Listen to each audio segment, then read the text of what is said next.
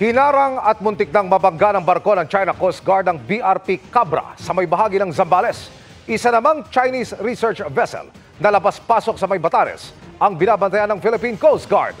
Nakatutok si Tina Panganiban Perez. Mahigit 130 nautical miles lang ang layo ng CCG 21612 sa Zambales nang binilisan ng barko ng China ang andar nito at harangan ng BRP Cabra. You do not possess an illegal authority to patrol within the Philippine Exclusive Economic Zone. You are directed to cease and desist from conducting illegal maritime patrol. China has indefatigable sovereignty over the Guanyin Island and its adjacent waters. Mapanganib na galaw ito ayon sa Philippine Coast Guard. Mabuti na lang nakaiwas ang kanilang barko. They really intend to ram and collide with the Philippine Coast Guard vessel. And again, because of the seamanship skills ng ating commanding officer, who is a female officer, at ng kanyang mga crew, we were able to prevent the China Coast Guard from directly ramming our Coast Guard vessel.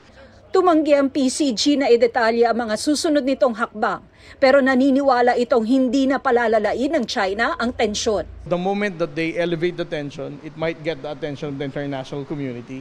So, ma-disrupt yung plano nilang normalization of illegal patrol.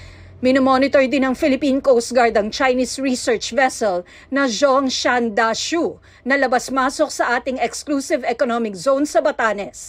It entered the exclusive economic zone of our country last April 2. And then since April 3, they came up with this reverse D navigation path. Out of more than 10 times that we conducted radio challenge, the Chinese research vessel never responded. Hindi pa matiyak kung ano ang partikular na nire-research ng naturang barko, pero malinaw na may paglabag ito ayon sa Coast Guard. What they're doing is in violation of UNCLOS because the Chinese government do not have the right to conduct marine scientific research over our own exclusive economic zone.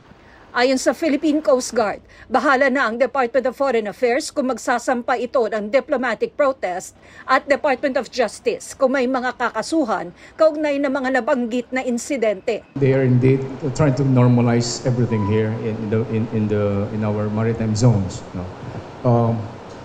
They're trying to do these things under the cover of legality. Our Coast Guard is doing very well by counter-challenging them. Ikinatuwa naman ng ilang opisyal ng pamahalaan ang paggamit ng Google Maps ng katagang West Philippine Sea. May iba pa raw na mga pribadong kumpanya na gumagamit na rin ito. Para sa GMA Integrated News, Tina Panganiban Perez, nakatutok, 24 oras. Git naman ng China, matagal nang kinikilala ang pangalang South China Sea ng international community at international organizations tulad ng United Nations. Nananatili pa rin namang yan ang label ng Google Maps sa dagat sa kanluran ng Pilipinas na hindi sakop ng EEZ ng Pilipinas.